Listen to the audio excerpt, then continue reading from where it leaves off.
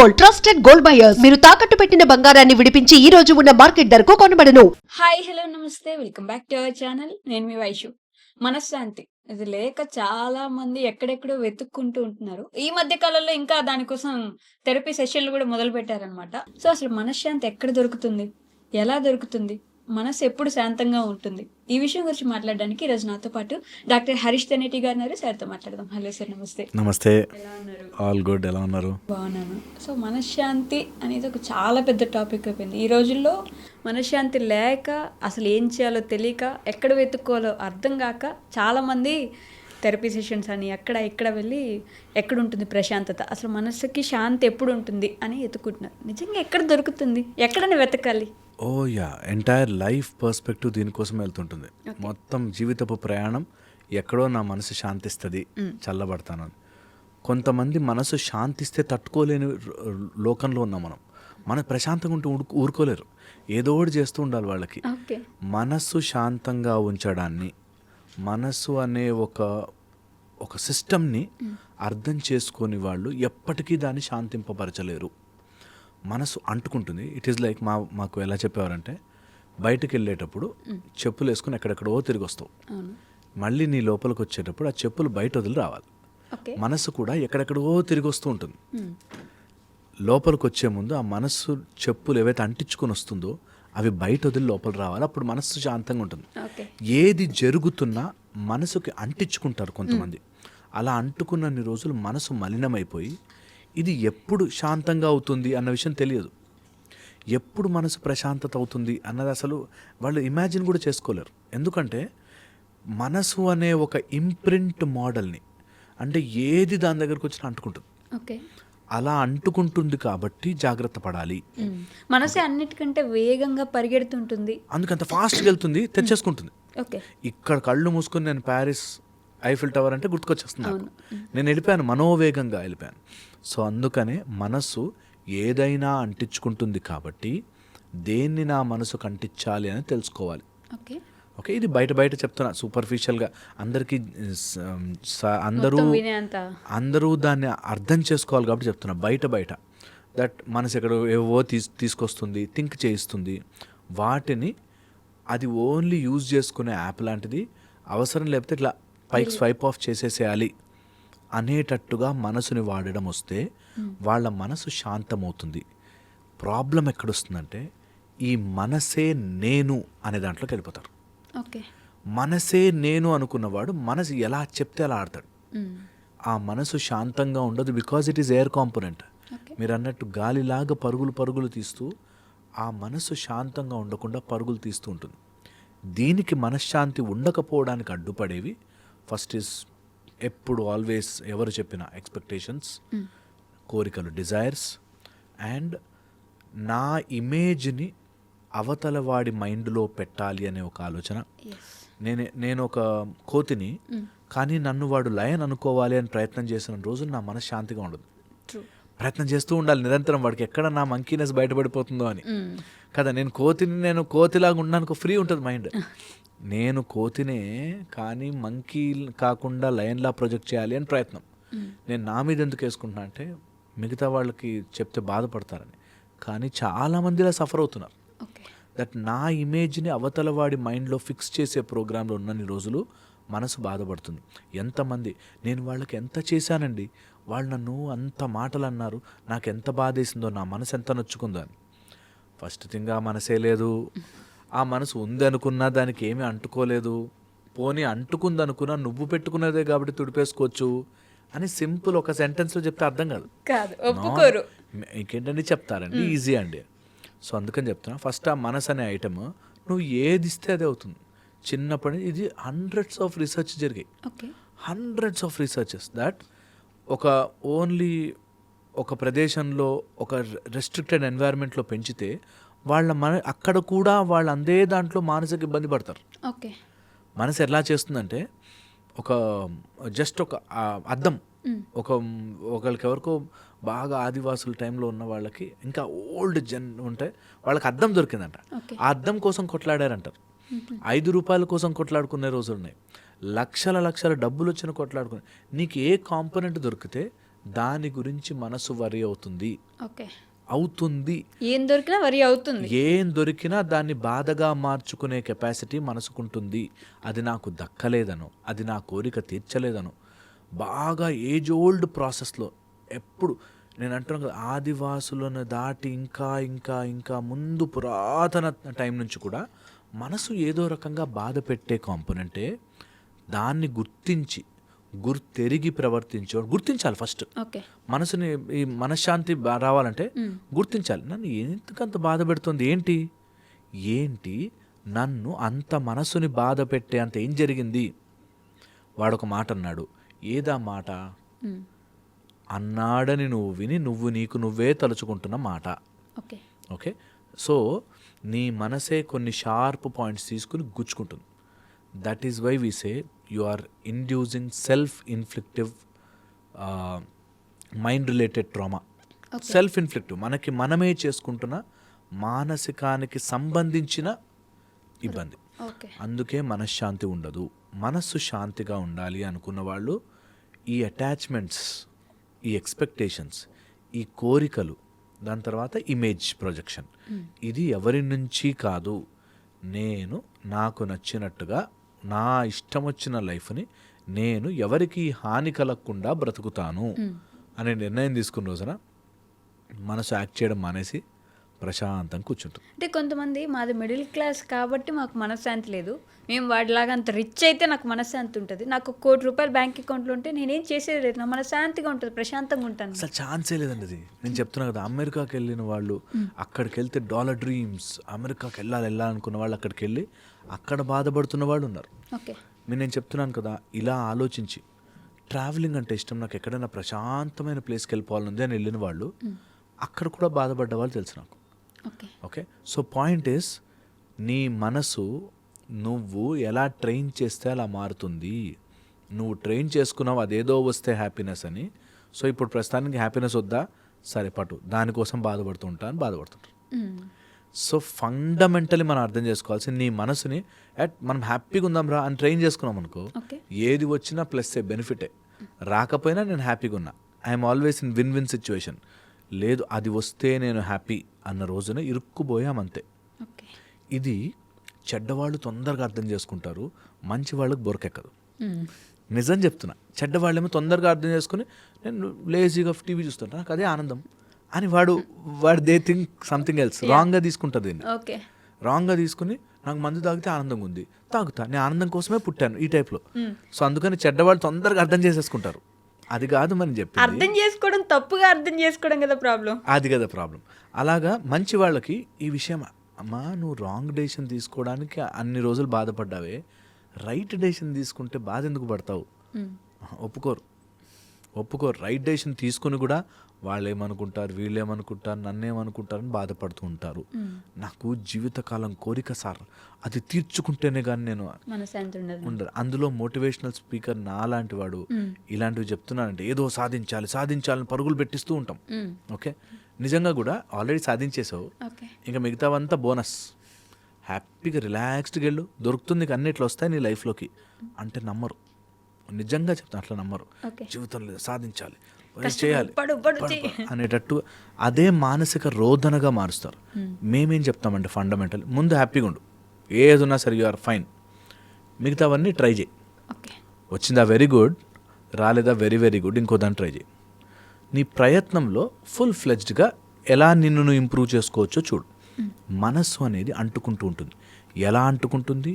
అహంకారముతో అంటుకుంటుంది, బుద్ధితో అంటుకుంటుంది, కర్మబంధానితో అంటుకుంటుంది. ఈ 3 రకాలుగాను మనసు అంటుకుంటుంది. అందుకే మనస్సుని నేను MBA అంట. MBA చేశారా అంట. అంటే మనస్సు అనేది బుద్ధి అహంకారం, MBA. ఓకే, బుద్ధి అహంకారము ద్వారా మనసుకి చాలా ఫీడింగ్ వచ్చి ఈ మనస్సు అదే నిజమని నమ్మిస్తూ ఉంటుంది. సో చేయాల్సిన ఫండమెంటల్ పాయింట్, అసలు ఈ మనసు లేదు. నేను ఒకవేళ సైన్స్ బాగా చదువుకున్నవాడిని అంటే సైన్స్ స్టూడెంట్ అయ్యేవాడిని. నా మైండ్ అంతా సైన్స్కి తగ్గ లాజికల్ చెప్పేది నాకు. నేను ఒకవేళ స్పిరిచువాలిటీ చదువుకున్నాను అనుకో, స్పిరిచువాలిటీకి తగ్గ లాజికల్ చెప్తుంది మైండ్. ఒకవేళ ఈ రెండూ చేయలేదనుకో, ఇంకో దానికి తగ్గ లాజికల్ చెప్తుంది. ఒకవేళ నేను అదే కిక్కిరి భాష నేర్చుకున్నాను అనుకో, దానికి తగ్గ లాజికల్ చెప్తుంది. బుద్ధి ఎలా అంటిస్తే నీ మైండ్ అలా తిరుగుతుంది. ఓకే, అలాగే అహంకారం కూడా నా నుంచి ప్రపంచం చూడు. నాకు మా ఆయన కనీసం వాటర్ తాగావా అని అడగలేదండి. కనీసం వాళ్ళ ఇంటికి వెళితే అండి కనీసం ఇంటికి వచ్చాము ఎలా ఉన్నారు అని అడగలేదండి. అదే వాళ్ళ పెద్ద కొడుకునైతే అడుగుతారండి. ఈ టైప్లో మినిమం బేసిక్స్ లేవండి అంట కదా. సో నేను అది అహంకారం తెలియదు. అహంకారం ఏంటంటే సింపుల్ కదా. అహం అనే ఒక కారం పడుతుంటుంది మన లోపల. నన్నెందుకు చూడలేదు వాడెందుకు చూడలేదు, నేనెందుకు బాధపడాలి, నాన్ సెన్స్ అని అనుకోనివ్వదు మైండ్. నేనెందుకు చూడాలి, ఓకే ఇవ్వలే వాటర్, లోపలికి వెళ్ళి తాగా, మెడబట్టి తోసేశారు బయటకు, అమ్మయ్య వీళ్ళు మనకు వద్దు అనుకున్నాం. బాధ ఎందుకు పడాలి అంటే వాళ్ళందరిని చూసారు, నన్ను ఒక్కదాన్ని ఎందుకు చూడలేదు, వాళ్ళ కర్మ అది కదా, మనకెందుకు ఆ బాధ. ఇప్పుడు అలా తప్పుగా బిహేవ్ చేస్తున్నాడు వాడు బాధపడాలి, అరే నేను ఒకరిని తప్పుగా చూశాను ఒక మనిషిని అని. మనం ఎందుకు బాధపడాలి? ఇది అర్థం కాక సఫర్ అవుతారు, బబుల్ అయిపోతారు లోపల, ఇట్లా ఉడికిపోతారు. ఎందుకు ఉడికిపోతారు అంటే నా నుంచి ప్రపంచం చూస్తుంది. That's called me centric world. నేనే ఈ ప్రపంచంలో సెంటర్, నా చుట్టూత వరల్డ్ అనే దాంట్లో. ఈ MBA వల్ల మనస్సు రగిలిపోతూ రఫ్ అయిపోయి అసలు ఒక చోట కూర్చోదు. నేనేమంటా అంటే దీనికి ఇది సూపర్ఫిషియల్ కదా, ఎంత డీప్గా వెళ్ళి ఎంత నాన్ సెన్స్ ఉంటుంది తెలుసా. మీరు నమ్మరు, ఈ మైక్ ఇలా ఉందనుకో, ఇట్లా జరుపుకుంటే బాగుండు అనే ఆలోచనతో గంటలు గడిపేవాళ్ళు ఉంటారు. ఓకే, ఓవర్ థింకింగ్ చేసి OCDs వచ్చేసేసి ఏదో సడన్గా థాట్ వస్తుంది ఒకటి, ఆ థాట్ వచ్చాక వాడు ఇట్లా అనుకోవాలి, అనుకోకపోతే వాడు మైండ్ ఉండదు. ఓకే, సో అలాగా mind can drag you into ఎంత స్మాల్ చిన్న హోల్లోకి తీసుకెళ్ళిపోతుందంటే అది తప్ప ఇంకోటి ఆలోచించరు. ఎంతమంది నేను హౌస్ వైఫ్స్ని చూశాను, CEOస్ని చూశాను, పెద్ద కంపెనీ వాళ్ళని చూశాను. వాళ్ళు చిన్న పాయింట్ దాని దగ్గర ఇలా ప్రపంచం ఇలా చిన్న చేసుకుని అందులో ఉండిపోతారు. అందులోనే ఉండిపోతారు అంత ఎదిగినా కూడా.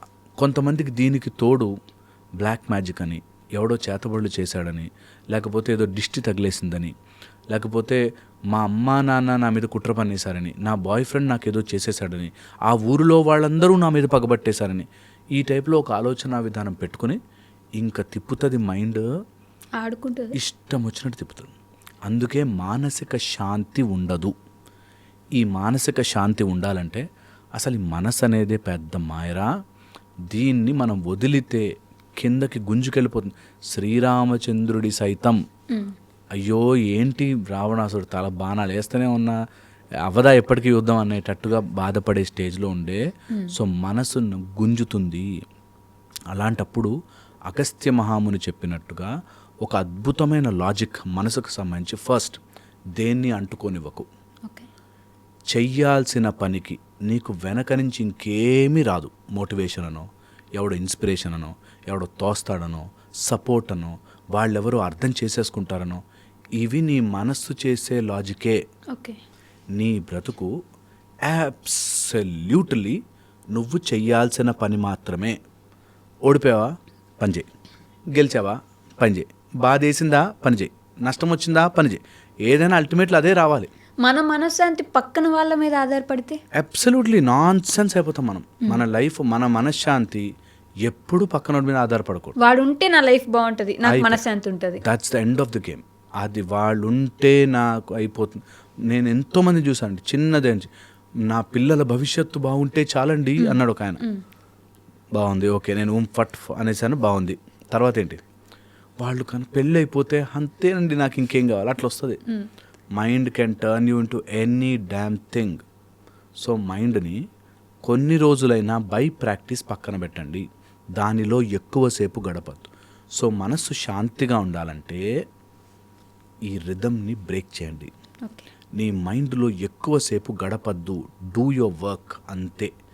ఈరోజు ఏం కర్మ చేయగలను, నిష్కామంగా ఏం కర్మ చేయగలను, ఏ అటాచ్మెంట్ లేకుండా ఏం పని చేయగలను నేను, ఏ పనైనా దీనివల్ల అది రావాలి, వాడు మెచ్చుకోవాలి, ఇంత చేస్తుంది వాళ్ళ కోసమే కదా, చెయ్యకోవాల.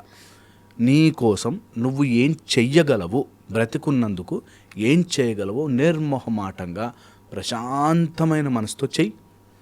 దెన్ సీ ద మ్యాజిక్ కదా. అన్నీ కూడా అలా ప్రెజర్ అయిపోతాయి, ఓపిక ఉండదు, దానివల్ల ట్రామా చేసుకుంటారు. సో మనస్సు శాంతిగా ఉండాలి అనుకుంటే నేను మనసు కంట్రోల్ చేసే 3 టెక్నిక్స్ చెప్తాను. ఎవరైనా ఇంత అర్థం చేసుకోలేని వాళ్ళు ట్రై చేయాలి అనుకుంటే, ఫస్ట్ వీఆర్ ఆల్ ఆత్మస్వరూపం గుర్తించండి. అది మనస్సు, బుద్ధి, అహంకారము ఇట్స్ అ ఫాల్స్ ఇగో మన శరీరంలోకి వచ్చింది. ఫాల్సిటీ. ఎందుకు ఫాల్సిటీ అంటున్నానంటే, నీ అనుకున్నది ఏదీ నీది కాదు, నీ పేరు నీది కాదు, ఎవడో పెట్టాడు నీ పేరు, నీ పరిస్థితి నీది కాదు, నీకేదో కంపెనీలో జాబ్ ఏదో వాడు ఎవడో ఇచ్చాడు నీకు, నువ్వేదో చేసుకున్నావు అనుకుంటున్నావు, కానీ నీకు ఆ చదువు కూడా ఎవడో చెప్పాడు. ఎవరిదో వచ్చినవంతా నేను అనుకుంటున్నది ఏది ఐసోలేట్ చేసి చూడు, అన్నీ ఎవడో ఇచ్చిందే, మనది కాదు. నిజంగా చెప్తే ఇప్పుడు 1000 కోట్లు వచ్చాయనుకో, ఎవరికి చూపించడానికి వీల్లేదు. ఏం చేసుకుంటాం? కొత్త బట్టలు వేసుకున్నావు, రూమ్లో లాక్ వేసుకుని కూర్చోవాలి. ఎవరికి చూపిస్తావు? అదే వాడెవడైనా చూస్తాడని, లేకపోతే అదేదో నేర్చుకున్నందుకు నా పాండిత్యము ప్రదర్శించాలని కానీ, నా చదువు తెలియాలని కానీ, నా డబ్బు తెలియాలనే ప్రయత్నం. ఎవడో ఇచ్చినది, సో నా అనుకుంటున్నా ఫాల్స్. అది తప్పు. లేదు, మనస్సు లేదు. బుద్ధి నువ్వు ఏ పుస్తకం ఇస్తే ఆ పుస్తకంలా మారుతుంది. నేను కొంతమంది చూస్తాను, అవేవో పుస్తకాలు చదువుతారు, ఇంకా నేను అవంతా అని చెప్పి అటు వెళ్తారు. ఇవేవో ఈ సైన్స్ అట్లాంటి పుస్తకాలు చదువుతారు, అటు పోతారు. కొంతమంది ఏ రకంగా వేస్తే ఆ రకంగా తిరుగుతూ ఉంటుంది మైండ్. ఇట్స్ ఆల్ అందుకే మైండ్కి చేసే ఇజం తయారు చేస్తుంది. ఓకే, ఈ 3 అందుకని కాదు అన్నది గుర్తించడం ఫస్ట్ మెథడ్. సో ఏది ఉన్నా సరే మనసు అశాంతిగా ఉందా, ఏంటి అశాంతి అని గుర్తించండి. దేనివల్ల నేను బాధపడుతున్నాను, మా తోటి కొడలేదో ఉంది, మా అక్కేదో ఉంది, బాస్, జాబ్ రాకపోతే, అప్పులు, ఏదున్నా ఇప్పుడు ఏం జరుగుతోంది, ఏంటంత గుచ్చుతోంది నన్ను అని గుర్తించాలి. అదే మెడిటేషన్. మెడిటేషన్లో ఖాళీగా ఎక్కడైనా కూర్చుని జస్ట్ థింక్, ఏం గుచ్చుతుంది మైండ్, అసలు ఏముంది, ఏం నడుస్తోంది ఆ థాట్స్ అంతా అని గుర్తించాలి. అసలు మనసు ఆగుద్దా పరిగెట్టడం? ఎగ్జాక్ట్లీ ఇక్కడికి వస్తున్నాం. నీ మనసుని గుర్తించాలి అనగానే చాలామందికి అర్థం కాదు. దట్ మనసులో 2 నడుస్తుంటాయి డిస్కషన్స్. ఒక టార్గెట్ పెట్టుకో, దొంగ మనసేది నీ మనసేది తెలిసిపోతుంది. ఓకే, నీ శరీరంలోకి ఒక దొంగ దూరాడు. ఓకే, సపోజ్ రేపు పొద్దున్న నుంచి నేను 5కి లేచి ఎక్సర్సైజ్ చేయాలి అనుకున్నాను. అనగానే పొద్దున అలారం మోగే టైంకి ఆర్ 2-3 డేస్ అయిపోయాక అలారం మోగే టైంకి ఎవడో నో అంటాడు సార్, వాడు దొంగ. ఓకే, ఇప్పుడు వద్దు, అబ్బా నేను అలసిపోయాను అని చెప్తున్నాడే, అదేంటి నేను ఒకటి అనుకున్నా కదా చేద్దామని, ఇంకోటి ఏంటి నాకు అగెయిన్స్ట్గా, నా గోల్కి అగెయిన్స్ట్గా చెప్తోంది, అది దొంగ మనసు. దాన్ని పట్టుకుని బయటకు పడేయాలి. ఓకే, చాలా చాలా ఇంపార్టెంట్. సో ఎప్పుడైనా అలా మనసు ప్రశాంతత లేకపోతే ఆ దొంగ మనసు ఏదో వచ్చింది లోపలికి, దాన్ని పట్టుకోవాలి. ఓకే, సెకండ్, వీటిని దాటించడానికి నీ లోపల ఊపిరి అనే ఒక గొప్ప వాయువు తిరుగుతోంది, ప్రాణము.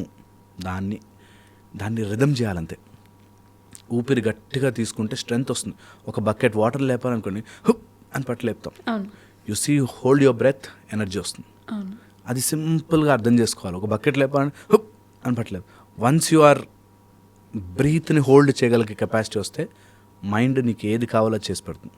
థర్డ్ వెరీ ఇంపార్టెంట్ పవర్ చెప్తున్నాను, ఇది గుర్తించి తీరాలి. బాడీ లోపల ఒక 4 or 5 ఇంపార్టెంట్ జోన్స్ చెప్తాను. వాటి మీద అబ్జర్వేషన్ పెట్టండి. భ్రూమధ్యమున అంటే కనుబొమ్మల మధ్యలో భ్రూమధ్యమున, ఓకే, నాసికాగ్రమున, నాలుక పైన, టంగ్ని రోల్ బ్యాక్ చేస్తే సాఫ్ట్ ప్యాలెట్ దగ్గర నీ ఫోకస్ పెట్టాలి. థ్రోట్ దగ్గర, ఇక్కడ గొంతు దగ్గర అన్నప్పుడు వైబ్రేట్ అయ్యే చోట, అన్నప్పుడు వైబ్రేట్ అయ్యే చోట నాభిస్థానము. ఈ 5 చోట్ల ఎప్పుడు కుదిరితే అప్పుడు మైండ్ డిస్టర్బ్డ్గా ఉంది, ఫోకస్ పోతుంది, ఇష్టం వచ్చినట్టు వస్తుంది, జస్ట్ సిట్ ఆన్ దట్. వాటి మీదే వైబ్రేట్ చేయండి ఎంత కుదిరితే అంత. ఓకే, ఎంతసేపు కుదిరితే అంత. ఈ ప్రోగ్రామ్ అంతా మనం చేయాల్సిందంతా ఆ దొంగని పట్టడం. ఎవడ నా లోపలకే దూరి నన్నే గుచ్చుతున్న దొంగ ఎవరు, వాడెవడో అన్న మాట వాడు చెడ్డవాడు. ఓకే, అది నేను తలుచుకుని నన్ను గుచ్చుతోంది, ఏంటది అని ఆ దొంగని పట్టి బయటకేస్తే టింగ్ మన జ్ఞానోదయం అవుతుంది. ఇది తెలుసుకోవాలి hopefully, then things will change. Thank you.